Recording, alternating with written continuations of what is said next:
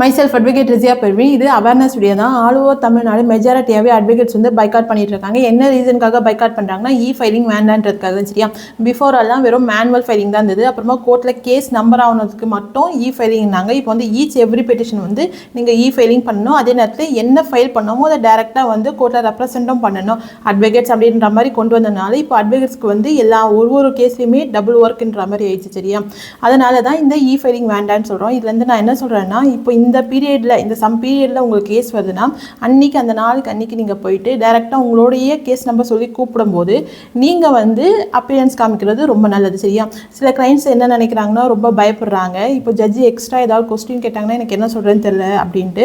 அப்படிலாம் கிடையாது. இது வந்து உங்களுடைய கேஸ், உங்களுக்கு தெரியாமல் எந்த ஒரு விஷயமே அந்த கேஸில் இருக்காது. சரியா, அப்படியே எல்லாம் எந்த ஒரு ஹார்ட் கொஸ்டின்ஸ் எல்லாம் உங்களுக்கு கேட்க மாட்டாங்க. சம்டைம்ஸ் எக்ஸாம்பிளுக்கு இப்போது கவுண்டர் பெண்டிங்காக இருக்குது அப்படின்னா ஏன் பெண்டிங்காக இருக்குது அப்படின்ட்டு ஜட்ஜ் உங்களை கேட்கும் போது நெக்ஸ்ட் இயரிங்கில் ஃபைல் பண்ணிடுறேன் அப்படின்ற ஒரு சிம்பிள் ஆன்சர் தான் நீங்கள் பண்ண போகிறீங்க ஜட்ஜ் கிட்ட. அதனால் இதை பற்றி எந்த ஒரு ஒரியும் நீங்கள் பட வேண்டிய அவசியம் கிடையாது. அதனால் அட்வொகேட்ஸ்க்கு வந்து கோஆப்ரேட் பண்ணுங்கள். ஏன்னா இந்த பைக்காட் டைமில் உங்களுடைய கோஆப்ரேட்ன்றது ரொம்ப இம்பார்ட்டன்ஸ் அட்வொகேட்ஸை பொறுத்த வரையும். ஓகே, என்னுடைய வீடியோ பாருங்கள், ஃபைட் ஃபார் யுவர் ரைட்ஸ். நம்ம நெக்ஸ்ட் வீடியோ பார்த்துக்கலாம். என்னுடைய பேஜையும் ஃபாலோ பண்ணிக்கோங்க. தேங்க்யூ.